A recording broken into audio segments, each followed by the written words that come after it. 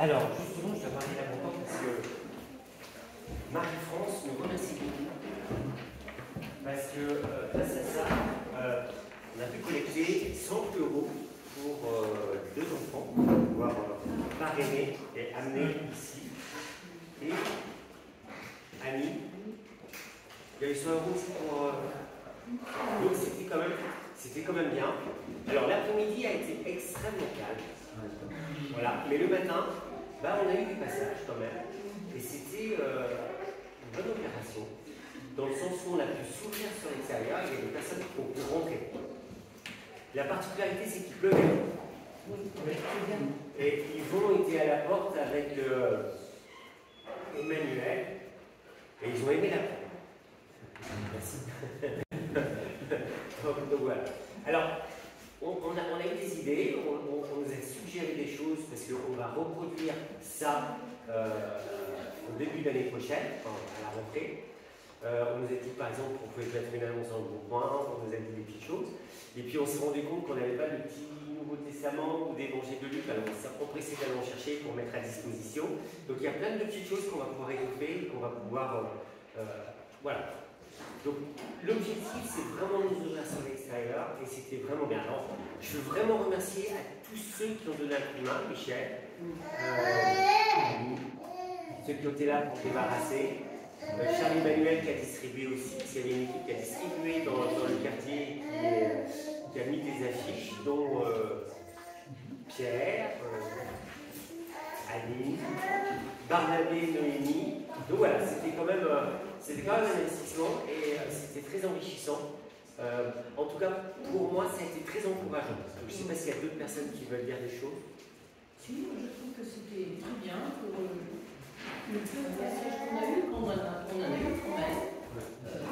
Le résultat est bien et puis il ne faut pas perdre de vue que le but, c'est pas de faire de l'argent, mais d'inviter les gens à s'approcher de Dieu. Oui. Bon, on avait quand même un but qui était de soutenir. Les deux. Et voilà, oui. les deux. Donc, voilà. Quel est le plus important? Servir le Seigneur. Il y avait une chronique du mois. Oui, il y avait une bonne écoute. Salut.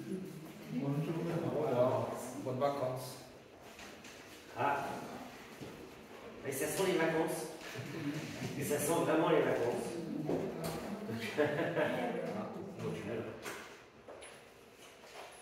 Alors, j'attends que ça s'ouvre. Voilà, ça s'ouvre. C'était très enrichissant, cette résidence, où vraiment on peut bénir l'Éternel. On a quand même un grand Dieu qui pense en nous, qui est particulièrement attentif à nos besoins, particulièrement attentif à nos souffrances, et qui est venu nous chercher en mourant sur la croix. C'est pas vrai. Alors, cette semaine, je me suis posé une question simple, mais vraiment simple. C'était quel était mon projet de vie? Et vous savez pourquoi je me suis posé cette question? Quel est mon projet de vie? Tous les jours, je fais la même route et je passe devant une petite affiche qui est en arrivant sur Macon quand vous venez de Villefranche-sur-Saône. En fait, c'est un tag. Et ce tag, il est écrit métro, boulot et maman. Tombeau. Ah. Et la personne qui a écrit ça, elle est tout à fait réaliste. Et son projet de vie, à elle, la personne qui a écrit ça, son projet de vie, c'est quoi? Métro, boulot, tombeau. Où est l'espérance? Il n'y a pas d'espérance. Et là, il y a un vide qui s'installe. Et cette personne qui a tagué ça, elle, c'était une vision matérialiste, elle disait parce qu'elle avait profité, etc. Mais dans tous les cas de figure, à un moment donné, ça sera tombeau. Ouais. Alors, je me suis posé cette question. Alors, vous allez me dire, 53 ans, ouais, ça va quoi. J'ai une vie déjà bien remplie. Mais cette question s'est présentée à moi avec insistance parce que à chaque fois, je passe le temps. Et ça m'interpelle. En fait, c'est une question existentielle.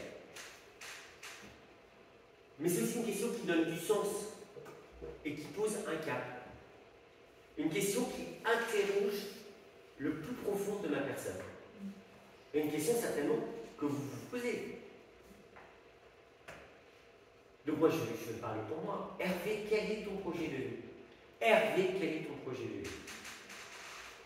Ah, cette question peut aussi vous taquiner, hein. Allez, je vais nommer personne. Mais quand même, individuellement, je pense que cette question, on peut se la poser. Quel est mon projet de vie?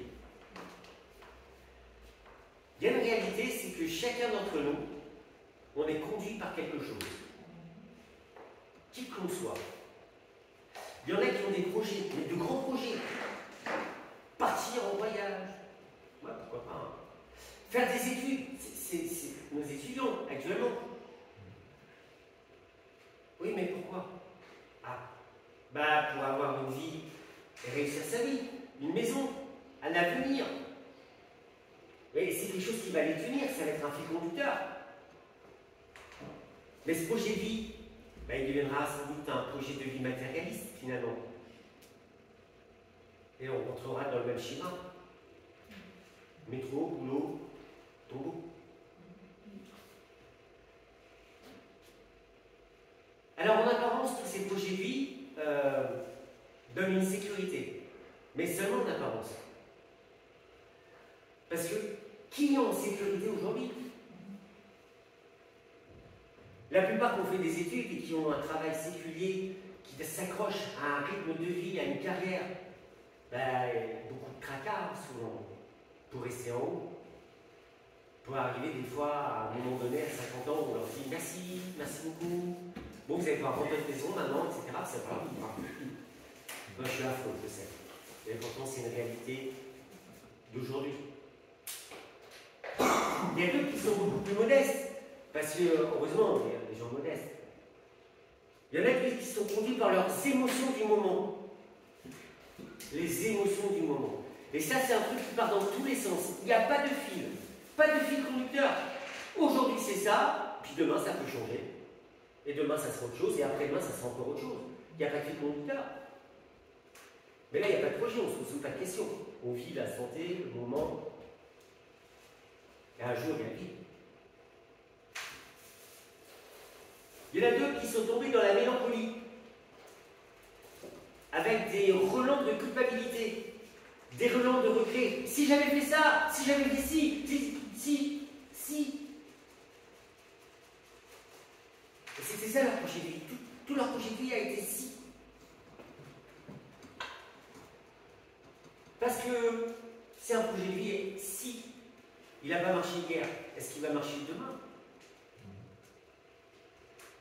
C'est souvent des projets qui ne donnent pas d'avenir. Et leur seul projet était hier. Et vous savez combien il y a de personnes qui sont dans cette situation? On est tellement nombreux dans cette situation. Ce projet de vie est une prison. Parce que ce qui n'a pas marché hier n'a pas marché. Et tout d'un coup, on est tourné sur nous-mêmes. On va le détail. Alors, je ne vais pas m'étaler parce qu'il y en a des tas et des tas. Mais pour chacun des cas de vie que je viens de citer, ou de projet, tous, même le mélancolique, son projet tourne en rond. Tous les projets de vie, même le matérialiste, ça va dans le vide. Un jour, tout sera perdu. Parce qu'en réalité, le mélancolique, le matérialiste, celui qui est conduit par ses émotions, a une question qui reste en suspens. Et cette question, c'est quel est le sens? Y a-t-il un sens à cela? Et la question qui est posée, donc, c'est y a-t-il un sens à ma vie? Quel est le sens que je donne à ma vie? Même avec le meilleur objectif. Tout ça, pourquoi? C'est très existentiel. Je le reconnais. Mais il y en a qui se contentent de ça et qui disent de toute façon on va mourir. Mais quand on n'a pas de raison d'être, qu'est-ce qui nous fait vivre? Si c'est que l'argent qui me conduit, Quel sens à l'intérieur est-ce qu'il y a du bonheur? Allez, je me sauve de là. Quand je me suis posé ces questions, en fait, tout d'un coup, j'ai revu mes priorités. À moi, personnellement. Parce que mon expérience m'a montré que mon existence a toujours perdu son sens quand j'ai quitté Dieu. Nous perdons notre raison d'être quand nous n'avons pas Dieu. C'est avec Dieu que je découvre ma raison d'être. Pour certains, ça surprend. C'est à partir du moment où je m'approche de Dieu et que je suis avec Dieu que je trouve une espérance. L'espérance, elle est avec Dieu. Parce que la vie ici, elle s'arrête, mais je vais vers la vie éternelle.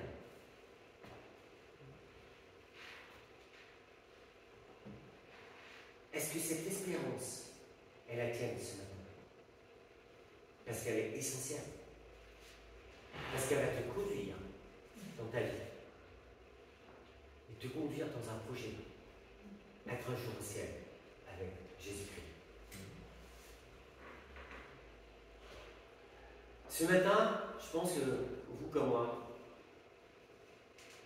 vous souhaitez être dans ce chemin-là. Mais vous comme moi, on s'est laissé diriger soit par la mélancolie, soit par des projets matérialistes, soit par nos émotions, à un moment donné dans notre vie. Qui d'entre nous n'a jamais tourné en rond? Qui d'entre nous n'a jamais déprimé? Qui d'entre nous ne s'est pas posé la question, quel sens? Mais je vous propose ce matin de redonner du sens à notre existence. Et pour cela, je vous propose que nous refixions ensemble nos priorités. Et cette priorité, la seule priorité que nous devons avoir, c'est Jésus.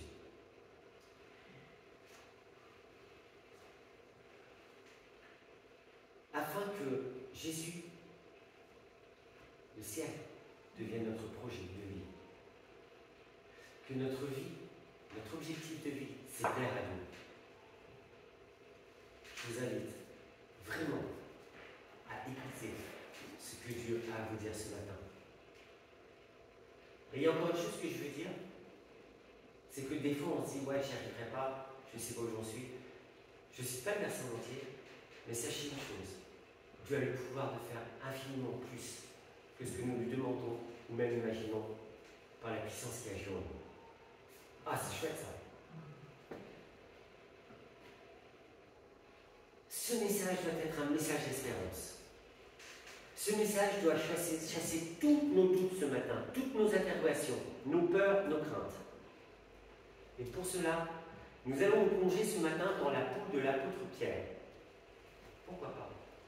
Un tempérament qui a trompé, un vrai caractère, hein, pour ceux qui connaissent Pierre. Pierre a été appelé par Jésus pour l'accompagner pendant tout son ministère. Et vous savez ce qu'il a fait un jour? Il a trahi Jésus. Nous allons ensemble lire, ensemble, et c'est Noémie qui va s'y prêter, dans l'évangile de Jean, chapitre 18, versets 15 à 27.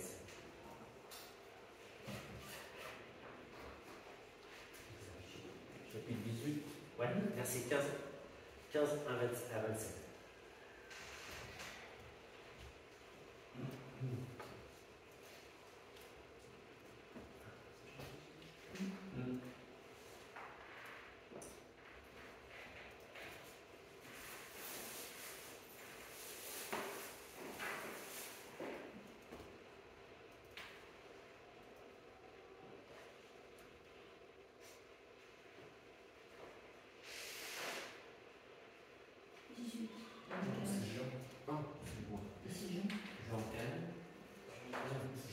Dans Jean chapitre 18, versets 15 à 27. Oui, c'est ça. On va y arriver. C'est les aléas qu'on n'a pas pris.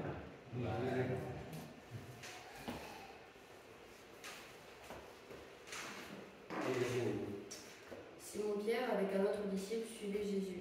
Ce disciple était connu du souverain sacrificateur. Et il entra avec Jésus dans la cour du souverain sacrificateur. Mais Pierre resta dehors près de la porte. L'autre disciple, qui était connu du souverain sacrificateur, sortit par là à la portière et fit entrer Pierre. Alors la servante, la portière, dit à Pierre, « Toi aussi n'es-tu pas des disciples de cet homme ?»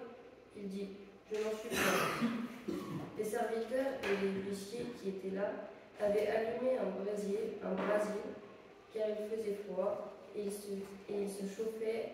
Pierre se tenait avec eux et se chauffait. Le souverain sacrificateur interrogea Jésus sur ses disciples et sur sa doctrine. Jésus lui répondit, « J'ai parlé ouvertement au monde, j'ai toujours enseigné dans la synagogue et dans le temple où tous les Juifs s'assemblent, et je n'ai rien dit en secret. Pourquoi m'interroges-tu? Interroge sur ce que je leur ai dit, ceux qui m'ont entendu. Voici cela, savant ce que j'ai dit. » À ces mots, un des huissiers se trouvait là et donna un soufflet à Jésus en disant, « Est-ce ainsi que tu réponds au souverain sacrificateur ?» Jésus lui dit, « Si j'ai mal parlé, fais voir ce que j'ai dit de mal. Et si j'ai bien parlé, pourquoi me frappes-tu » Anne envoya lier Caïphe, le souverain sacrificateur. Simon-Pierre était là et se chauffait. On lui dit, « Toi aussi n'es-tu pas de ses disciples ?» Il le nia et dit, « Je ne suis point. » Un des serviteurs du souverain sacrificateur, parent de celui à qui Pierre avait coupé l'oreille, dit, « Ne t'ai-je pas vu avec lui dans le jardin ?» Pierre le nia de nouveau, et aussitôt le coq chanta. Eh oui, 3 fois, comme tu dis, 3 fois. Et Jésus l'avait prévenu Pierre. Et avant que le coq chante, tu me renieras 3 fois. Et Pierre lui avait dit, non, même si... Bon, moi j'aurais été à la place de Pierre, je vous assure, j'aurais fait pareil. Mais maintenant, mettez-vous à la place de Pierre. Pauvre Pierre. Vous imaginez, il a construit son projet de vie. Parce que c'est vrai, pour suivre Jésus. Son projet, c'était Jésus. C'était le fil conducteur de toute sa vie maintenant. Il avait mis toute son espérance en Jésus. En aucun cas, Pierre n'aurait pu imaginer être séparé de Jésus. Et pourtant, Jésus l'avait prévenu. Mais ce n'était pas réceptif. Jésus avait révélé à ses disciples sa mort, sa résurrection. Il avait même annoncé à Pierre son reniement, on l'a vu. On peut lire Jean, chapitre 13, versets 36 à 38, si on peut l'afficher.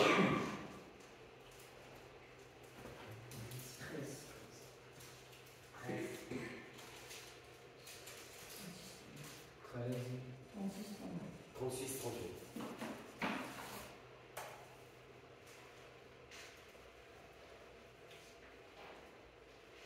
Simon-Pierre dit, « Seigneur, où vas-tu » Jésus répondit, « Tu ne peux pas maintenant me suivre où je vais, mais tu me suivras plus tard. » J'ai une petite indication.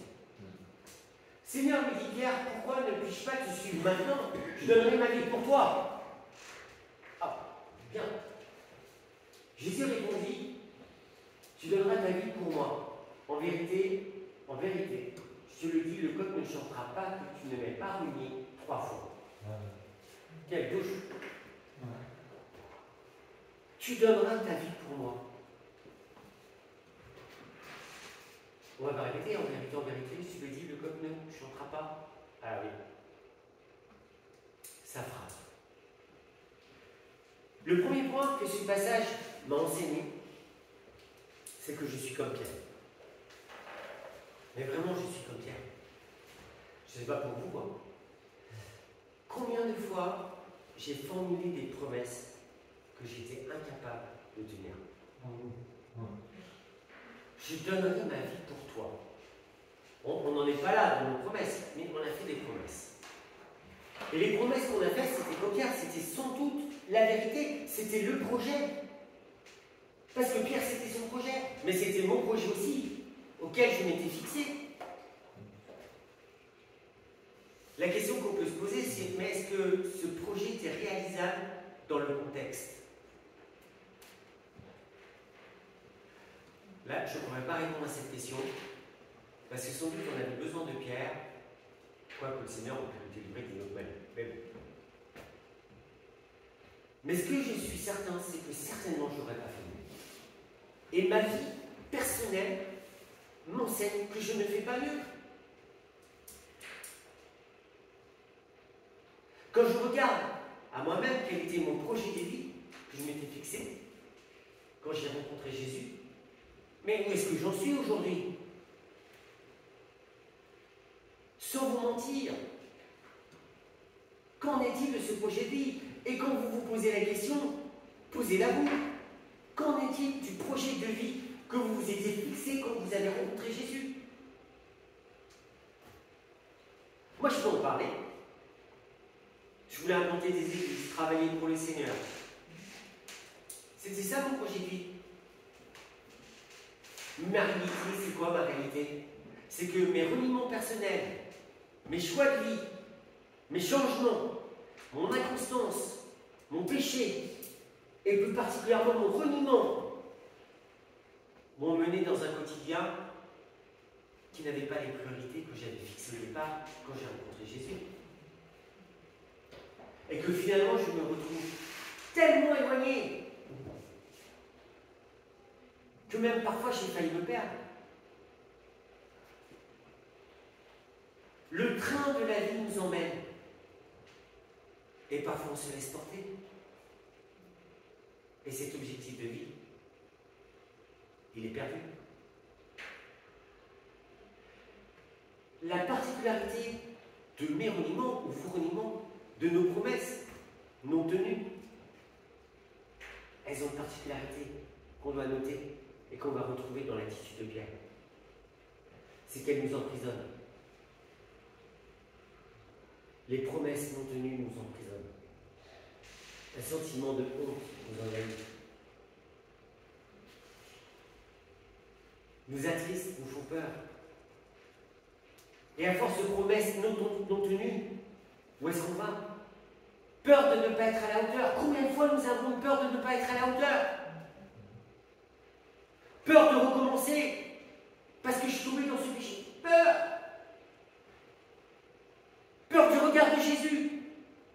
Et tout à coup, j'ai peur du regard de Jésus. Mais vous ne croyez pas que Pierre avait peur du regard de Jésus? Notre chemin de vie n'est pas différent. Chacun de nous, on a des parcours qui parfois sont aux antipodes. Mais nous avons une chose en commun. Nous sommes passés par le doute. Nous sommes passés par le reniement. Nous sommes passés par le péché. Nous avons trébuché. Et des fois, on est tombé tellement bas. Mais voilà la bonne nouvelle. C'est que tant bien que mal, on est là ce matin. Et nous pouvons nous réjouir de ça. Et là, on peut dire un alléluia. Merci Joachim parce que tu es là. Alléluia Seigneur. C'est formidable, mais c'est vrai. C'est un miracle. Charles-Emmanuel, c'est vrai, pour toi aussi. Barnabé. Bédel. Mais Bédel pour parler, je pense. Merci Seigneur. Merci Seigneur parce que nous faisons partie du peuple de Dieu. Vous savez, Pierre est tombé. Ah, la culpabilité, vous imaginez, j'ai renié 3 fois le Seigneur. 3 fois. Et pourtant j'avais un tel engagement, un tel projet de vie.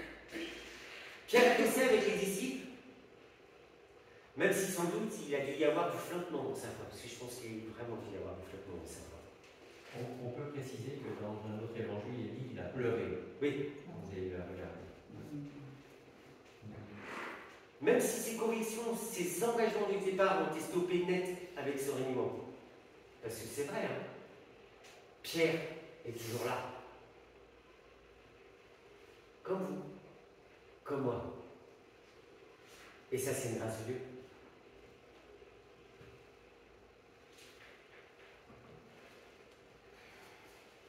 Alors, même avec une foi timide, nous sommes là ce matin. Et nous sommes là parce que nous sommes là à attendre une parole de Jésus. Nous sommes là à attendre un cap de sa part. Nous sommes là parce que nous sommes à la recherche d'une promesse.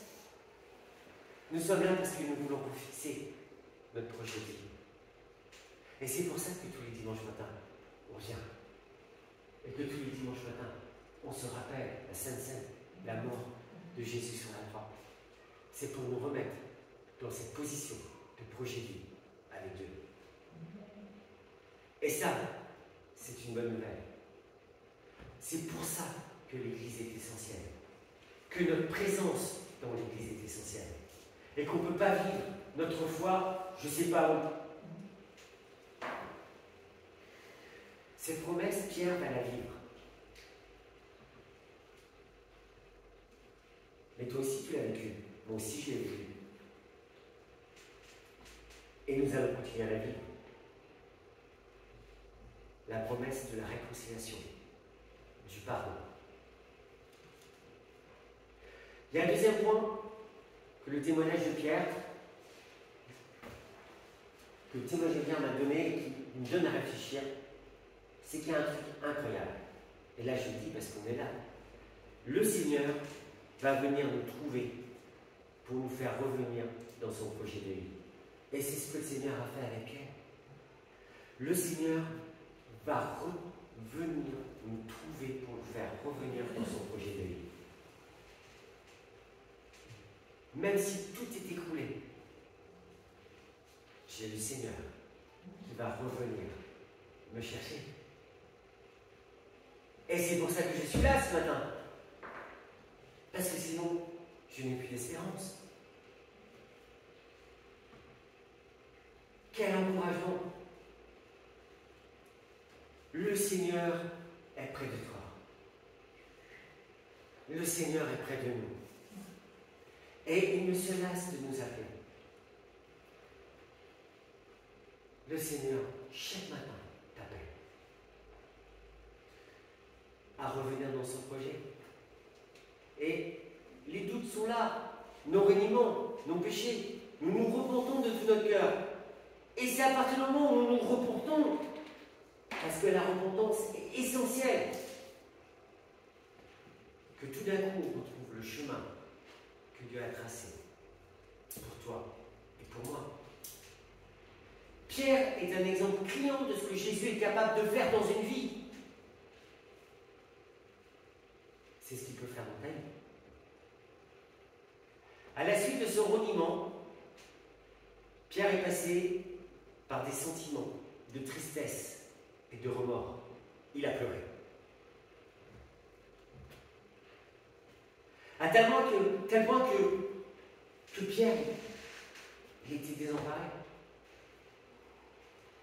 Et puis à un moment donné, il ne sait plus quoi faire parce que Jésus, il n'est pas là. Vous savez ce qu'il fait? Il fait le choix de retourner à son ancienne vie. Il retourne sur son bateau péché. Et vous savez, je regarde dans ma vie, certainement j'aurais fait la même chose. Et nous faisons la même chose souvent. Parce que quand nous passons par des moments d'incertitude ou de désarroi, 99,9% du temps, nous accrochons à notre vie et à ce que nous pensons maîtriser. Je dis bien à ce que nous pensons maîtriser. Et pour Pierre, qui était pécheur, donc ça y est, maîtrise. Et voilà qu'il prend la décision de retourner sur son bateau, je vous l'ai dit. Et il le crie haut et fort, à tel point que ses compagnons vont le suivre, comme on voit dans le chapitre 21, versets 2 et 3. Simon Pierre leur dit, je vais pêcher, et ils dirent, je vais avec toi. Bah, vous aussi, ils étaient dans le désarroi. Et ils sont partis avec Pierre. Pourquoi ça? Parce que ça révèle quelque chose. Notre existence est jalonnée d'épisodes où je suis retourné à mon ancienne vie. Je vous le promets. C'est pour moi, hein, personnellement, je peux en parler. Je ne sais pas si pour vous c'est le cas, mais combien de fois on est retourné à notre ancienne vie parce qu'on était fébrile.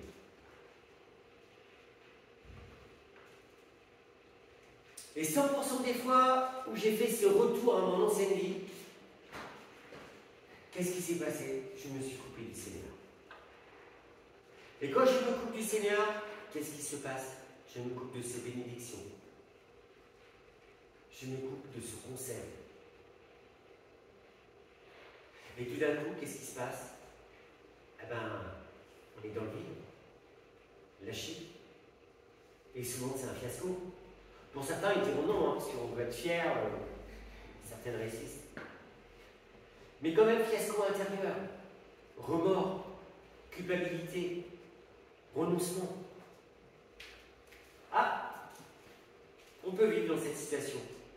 Et il y en a qui vivent longtemps dans cette situation, très longtemps. Reviens, pas toujours. Alors, est-ce que tu veux rester sans cap ce matin? Sans sens?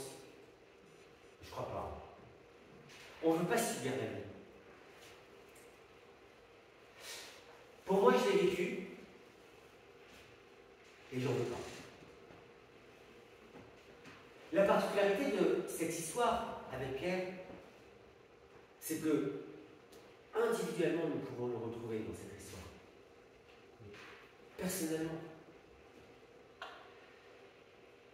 Je ne vais pas reposer les questions, mais je la repose quand même. Qui n'est pas passé par des moments de galère? Je pense que s'il y a quelqu'un qui n'est pas passé par des moments de galère, d'accord, qui n'est pas passé par des moments où son existence est une lutte sans fin.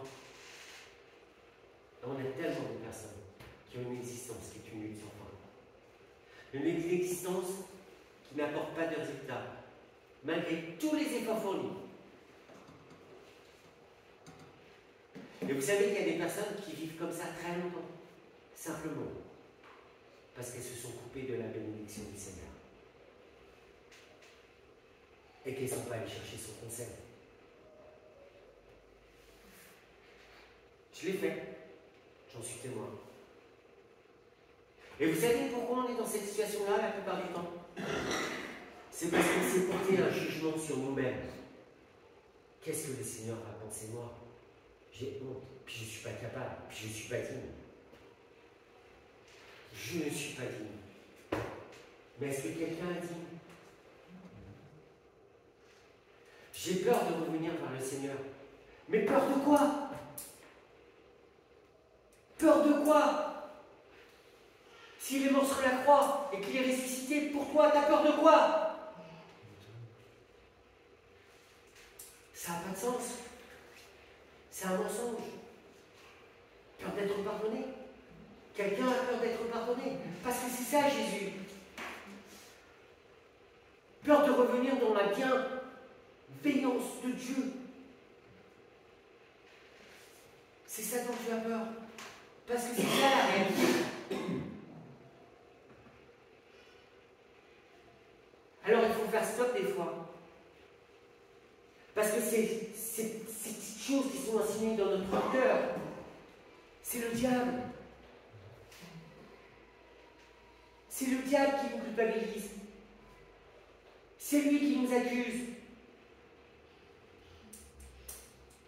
Et il ne faut pas écouter celui qui nous accuse. Son but, c'est de nous couper de la grâce de Dieu et de son amour. N'écoutons pas celui qui va nous faire retourner à notre ancienne vie. N'écoutons pas celui qui veut que nous soyons abattus, déprimés.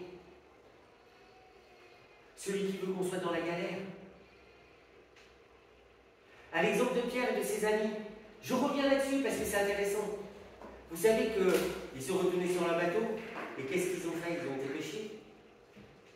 Et pendant toute une nuit, ils ont jeté leur filet. Vas-y qu'ils ont jeté leur filet. Et ils ont jeté leur filet. Est-ce qu'ils ont pris un seul poisson? Quelle galère ils étaient là! Tant de labeur à jeter le filet. Et on recommence, tout ça pour rien. Mais combien de fois nous sommes là-dedans? Combien de fois j'ai été là-dedans? Du temps, de l'énergie, pour finalement être découragé encore plus. je me suis tellement retrouvé dans cet exercice, à me battre pour rien, à plaider pour rien, simplement parce que je suis retourné aux choses qui me semblent sûres et que j'ai écouté la voix du diable. Je n'ai pas dit. Et je me suis retrouvé dans un coin, alors que la meilleure solution, c'est de se tourner vers Jésus et de demander pardon. Est-ce qu'on veut rester dans quelque chose de stérile et sans résultat? Parce que souvent, dans ces conditions-là, on vit comme si Jésus était loin de nous, un peu comme s'il était mort et jamais ressuscité. Je ne veux pas que vous déprimez, mais combien de fois notre quotidien a repris le dessus en étouffant que Jésus est vivant, qu'il est ressuscité, qu'il me pardonne et qu'il a un message de grâce et d'amour pour moi. Si ce matin, vous vous êtes retrouvés dans ces quelques mots que je décris, alors il faut faire stop, tout arrêter et se tourner vers Jésus. Parce que Jésus n'est pas loin, il est toujours là. Et comme je vous l'ai dit tout à l'heure, Jésus vient nous chercher. À nous de donner l'attention qu'il mérite. À nous de nous tourner vers Jésus. Au verset 4, le matin étant venu, Jésus se trouva sur le rivage. Mais les disciples ne savaient pas que c'était Jésus. Jésus est sur le rivage, les disciples. Mais combien de fois Jésus a été sur mon rivage et je n'ai pas vu que c'était Jésus.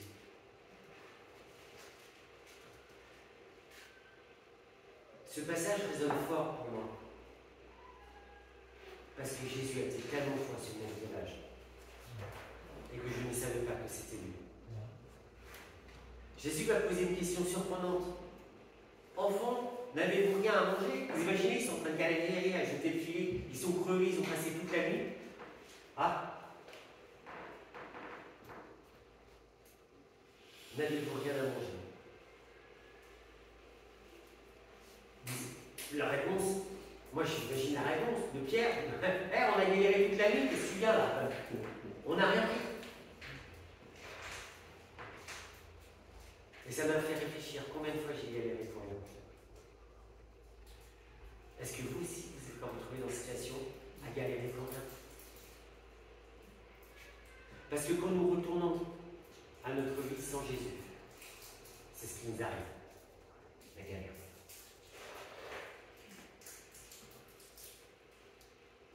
La bonne nouvelle, Jésus vient nous chercher. Si nous savons l'écouter, la solution que Jésus nous proposera sera toujours au-delà de nos espérances. Et vous savez ce que Jésus leur dit? Jetez le filet du côté droit et vous trouverez. Vous savez ce qui s'est passé? C'est combien? Vous savez ça? 153 gros poissons. Vous imaginez le filet qu'ils ont tiré là? Ce matin, je souhaite qu'on saisisse cette réalité. Jésus est sur mon rivage, même quand je galère. Je veux qu'on se tourne vers Jésus. Et je souhaite qu'on se tourne vers Jésus. La réalité, c'est que Jésus est présent quand nous sommes en peine. Présent quand nous avons péché. Et il attend simplement notre tour. Pardonne-moi parce que j'ai péché. Mais oui, je suis pécheur. Rappelez-vous, je suis pécheur. Et on va repartir. Et tout d'un coup, on va repartir avec le projet que Dieu a pour nous. C'est quand même autre chose. Jésus est présent, même quand je m'acharne, toute une nuit, à m'épuiser, à l'exemple des disciples, pour ne rien prendre. Il est encore là présent. C'est à moi de m'arrêter là. Jésus attend toujours le bon moment pour m'interpeller, m'appeler, me donner son projet.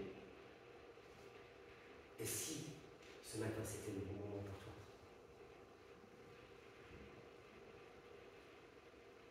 Et si Jésus te disait, jetez le filet du côté droit de la barre?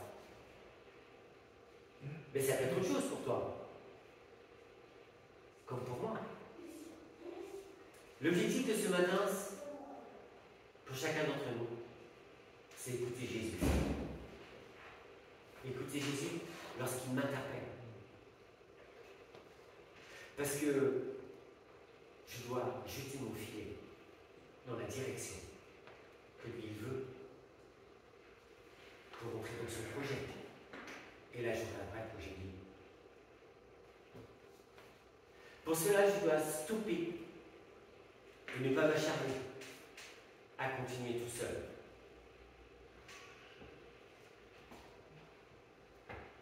Ne pas écouter le diable. Ne pas entrer dans une culpabilité stérile qui va m'enfoncer en me disant « Tu as vu, hein? Tu n'es pas digne. » Parce que cette petite phrase, elle est là pour te couper du Seigneur. Quand on se trouve dans cette situation, quand on va se trouver dans cette situation, notre priorité, c'est de nous repentir et revenir dans la grâce de Dieu. Prier, écouter, passer du temps avec Jésus. C'est ce qui nous incombe. Et c'est ça qui me donne une valeur sûre dans mon projet de vie. Parce que le Seigneur vient me chercher pour me faire toujours retourner dans son projet, qui n'est pas un projet sérieux. Il y a un 13e point qui est important dans ce passage, c'est le témoignage. Le témoignage que Pierre m'enseigne, c'est que quand Jésus revient me chercher, il m'interpelle pour que je le renouvelle, ma foi, par amour. Est-ce que tu aimes Jésus ce matin? La question posée à Pierre est la même pour moi ou pour toi ce matin. Pierre, m'aimes-tu plus? Marcel, aimes-tu plus? Mélie, aimes-tu plus? Et vous savez, Jésus va lui poser la question 3 fois. 3 fois. M'aimes-tu? C'était par rapport à votre trahison. Mais oui, Pierre aimait le Seigneur. Et je te confirme, tu aimes le Seigneur. Et cette question, le Seigneur nous la pose. Parce qu'il veut nous réconcilier avec lui. C'est pas parce que tu es tombé et que tu as trébuché que tu n'aimes pas le Seigneur. C'est parce qu'on est humain et qu'il y a un tentateur, qu'il y a le diable et qu'on vit dans une société qui est compliquée. Et je suis convaincu que vous aimez le Seigneur. Et donc on peut dire oui, j'aime le Seigneur, oui, j'aime le Seigneur. Et c'est ça qui va être le fil conducteur. Mon prochain vie, c'est aimer Dieu pour être au ciel avec lui. Oui, nous péchons, et quand nous péchons, nous nous détournons de Jésus, on l'a vu. Quand nous péchons, nous nous coupons de l'amour du Seigneur. Et le diable veut nous faire croire des trucs incroyables. Mais l'amour de Jésus pour nous est indéfectible. L'amour de Jésus est indéfectible. Jésus t'aime.